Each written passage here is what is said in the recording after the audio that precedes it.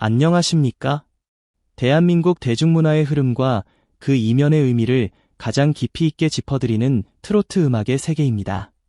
충격 속보, 영탁형에게 바칩니다. 김용빈, 딱 한마디에 팬들 오열. 무대 위 눈물의 진짜 이유는? 여러분, 2025년 7월 13일 밤 서울 올림픽공원 KSPO돔 18,000석 전석 매진. 멀리 지방과 해외에서까지 모여든 팬들이 만든 인간 별빛 물결 한가운데서 김용빈 씨는 마침내 그 말을 꺼냈습니다. 영탁형에게 바칩니다. 단 4글자, 한 문장.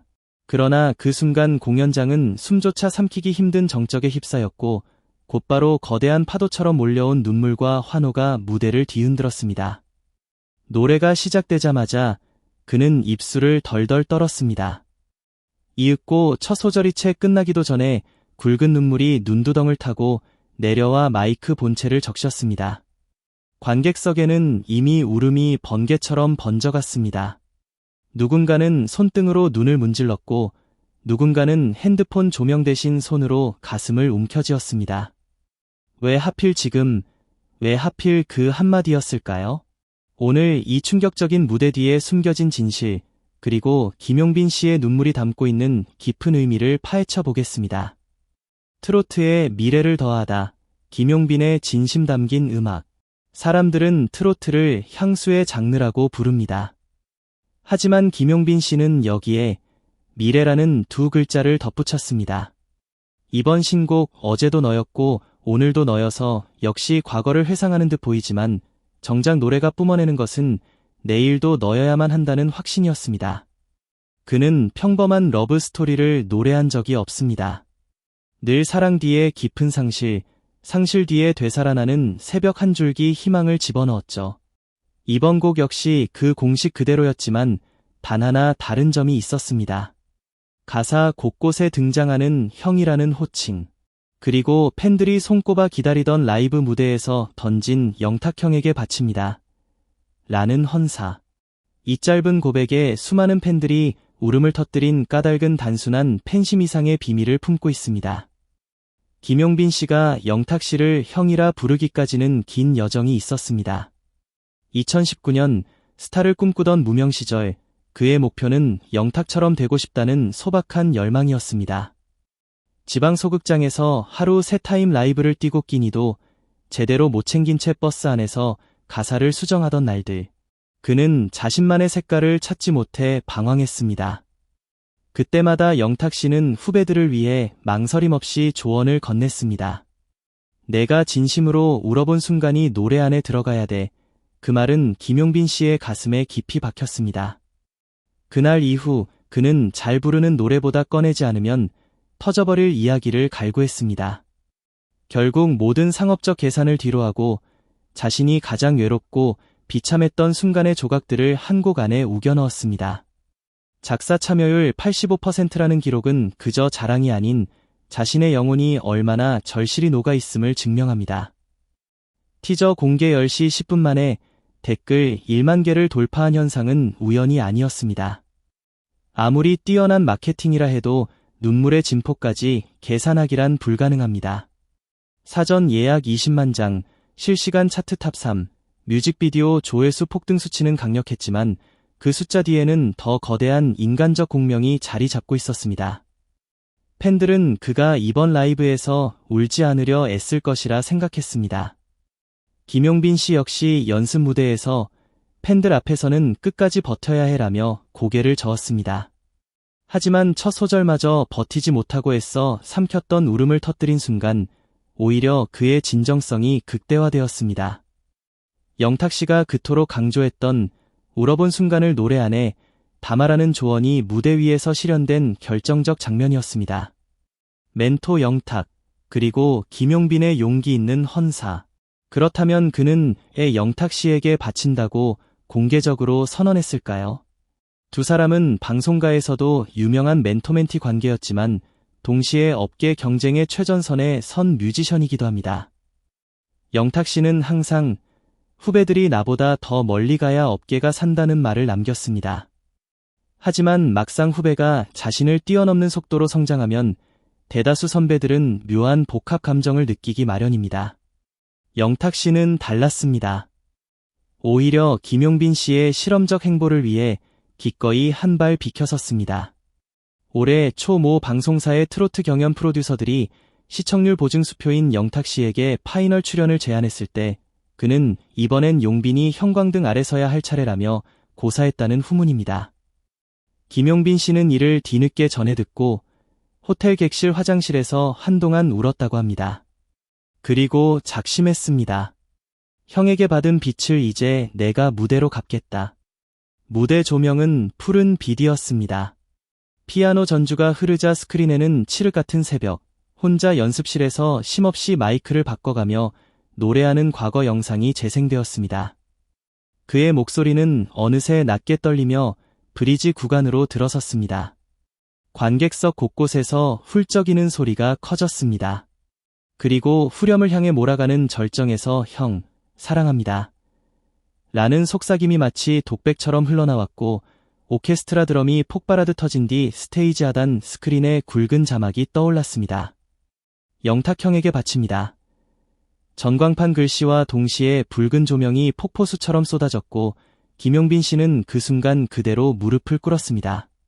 마이크를 꼭 쥔 손등은 심하게 떨렸습니다.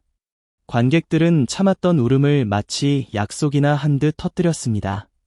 가히 울음의 쓰나미였습니다. 무대를 넘어선 서사극, 전문가들의 찬사. 이 장면을 두고 전문가들은 무대를 넘어선 서사극이라 평했습니다. 단순히 가수 한 명이 노래로 감동을 주었다는 수준이 아니었습니다. 팬들은 한 사람의 성장, 실패, 멘토와의 신뢰, 그리고 용기 있는 고백까지 모두 지켜본 셈입니다. 평론가 김도윤은 김용빈은 트로트를 통해 자전적 치유 서사를 완성했다. 청자의 눈물샘을 자극하는 것이 아니라 스스로 울어버림으로써 듣는 이도 감정을 정면으로 마주하게 만들었다라고 해석했습니다. 문화평론가 박혜린 역시 젊은 세대가 트로트는 촌스럽다는 편견을 가지고 있었다면 김용빈의 이번 퍼포먼스는 그 벽을 단숨에 무너뜨리는 파괴력이 있다라고 평가했습니다. 팬들의 반응은 더욱 뜨거웠습니다. 라이브 직후 SNS에는 삽사인 어제도 너였고 오늘 또 너여서 삽사인 김용빈 눈물, 삽사인 영탁 형에게 바칩니다. 해시태그가 2시간 만에 150만 건 이상 생성되며 트위터 전 세계 트렌드 1위를 기록했습니다. 한 팬은 무대 영상 반복 재생만 20번째인데도 눈물이 멈추지 않는다. 라는 글을 남겼고 다른 팬은 용빈이 직접 울어주니 나도 내 상처를 토해내는 기분이라며 벅찬 소회를 전했습니다. 심리학자들은 군중 공감의 힘이 거울 눈물 효과를 일으켰다고 설명합니다. 사랑받고 싶은 욕구, 지지받고 싶은 욕구가 낯선 누군가의 울음을 통해 폭발적으로 표출된다는 것입니다. 음악적으로도 어제도 너였고 오늘도 너여서는 실험적이었습니다. 기존 트로트 편곡에서 잘 쓰지 않는 빈티지 신스와 808 베이스를 배치해 클래식과 모던 사운드를 절묘하게 섞어냈습니다. 3도 화음을 최대한 배제하고 단선율 위주로 진행되다가 마지막 후렴에서야 폭발적으로 코러스를 채워 넣으면서 보호받지 못하던 내면이 폭발하듯 껴안아지는 순간을 사운드로 형상화했습니다. 해외 팝 프로듀서들도 논란의 완성도라며 협업 제의를 넣어왔을 정도입니다. 그러나 김용빈 씨는 이 곡은 영탁 형과 팬들에게 바치는 선물이라 글로벌 버전 리믹스보다 지금 이 감정 그대로 두고 싶다라고 고개를 저었습니다. 뉴에라 트로트 TROT의 개인적인 분석, 진심이 통하는 시대의 서막. 이 공연은 단순한 가수의 무대를 넘어 한 인간의 성장 스토리와 진솔한 감정이 응축된 예술 작품이었습니다. 저는 김용빈 씨의 눈물이 단순한 슬픔의 표현이 아니라 그가 겪어온 오랜 무명 시절의 고통, 멘토 영탁 씨에 대한 깊은 감사, 그리고 팬들에게 전하고 싶었던 진심이 한꺼번에 터져나온 결과라고 생각합니다. 특히 영탁 형에게 바칩니다라는 헌사는 단순한 존경을 넘어 자신의 성공이 결코 혼자만의 것이 아님을 대중 앞에서 고백하는 용기 있는 행동이었습니다. 이는 그가 얼마나 겸손하고 인간적인 사람인지를 다시 한번 증명하는 대목입니다. 또한 이 무대는 트로트라는 장르가 가진 공감의 힘을 여실히 보여주었습니다. 젊은 세대에게 트로트는 다소 올드하다는 편견이 있을 수 있지만 김용빈 씨의 진정성 있는 퍼포먼스는 세대를 뛰어넘어 모든 이들의 마음을 움직였습니다. 그의 눈물은 관객들의 눈물을 불러왔고 이는 곧 집단적인 치유와 공감으로 이어졌습니다. 현대 사회는 피상적인 이미지와 가식에 지쳐 있습니다. 이런 시대에 김용빈 씨처럼 자신의 약점과 진심을 솔직하게 드러내는 아티스트의 등장은 대중에게 큰 위로와 감동을 선사합니다. 그의 음악이 단순한 히트곡을 넘어 치유의 노래로 불리는 이유가 바로 여기에 있습니다. 공연을 마친 뒤 백스테이지. 김용빈 씨는 화장을 고치지 못한 채 기자들 앞에 섰습니다. 자꾸만 흐르는 눈물 때문에 뺨에 파운데이션이 얼룩져 있었습니다. 그는 떨리는 목소리로 말했습니다. 오늘 제가 흘린 눈물은 슬픔이 아니라 고마움이에요. 형이 아니었다면, 그리고 여러분이 아니었다면 어제도 너였고 오늘도 너여서라는 곡은 세상 밖으로 나올 수 없었을 겁니다. 앞으로도 울어도 괜찮다고 여러분이 다독여 주셨으니까요. 기자회견이 끝나자 곧바로 영탁 씨가 무대 뒤로 걸어 들어왔습니다. 두 사람은 아무 말 없이 포옹했습니다. 플래시가 번쩍였고 현장에 있던 이들 누구도 그 울음을 말릴 수 없었습니다.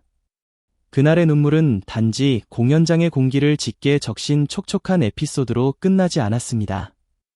팬들은 자발적으로 영탁 x 김용빈 헌정 기부 프로젝트를 시작해 24시간 만에 3억 원을 모아 아동 음악 교육 지원 단체에 전달했습니다. 김용빈 씨는 한 인터뷰에서 음악은 결국 사랑을 돌려주는 통로라고 말했습니다. 그는 무대를 통해 그 통로를 활짝 열어젖혔고 팬들은 그 문으로 뛰어들어 큰 사랑을 세상에 내보냈습니다. 이제 대중은 궁금해합니다. 다음 무대에서 그는 어떤 이야기를 꺼낼까? 다시 울 수 있을까? 아니면 새로운 표정을 보여줄까? 분명한 것은 한 번 열린 진심의 문은 쉽게 닫히지 않는다는 사실입니다. 김용빈 씨는 울음으로 사랑을 증명했고 팬들은 울음으로 응답했습니다. 그리고 그 눈물은 단순한 감정의 분출이 아니라 트로트라는 장르가 가진 공감의 힘, 세대와 문화를 관통하는 서사의 힘을 증명하는 자양분이 되었습니다. 영탁형에게 바칩니다. 그 짧은 헌사는 결국 김용빈 씨 자신의 과거와 현재, 그리고 트로트의 미래를 향한 맹세였습니다. 어제도 영탁이었고 오늘도 영탁이어야 하듯, 어제도 팬이었고 오늘도 팬이어야만 완성되는 서사. 가히 새로운 김용빈 시대의 서막이라 불릴 만합니다. 이제 우리는 그의 다음 눈물, 다음 미소, 다음 노래가 어떤 반향을 일으킬지 숨죽여 지켜볼 차례입니다.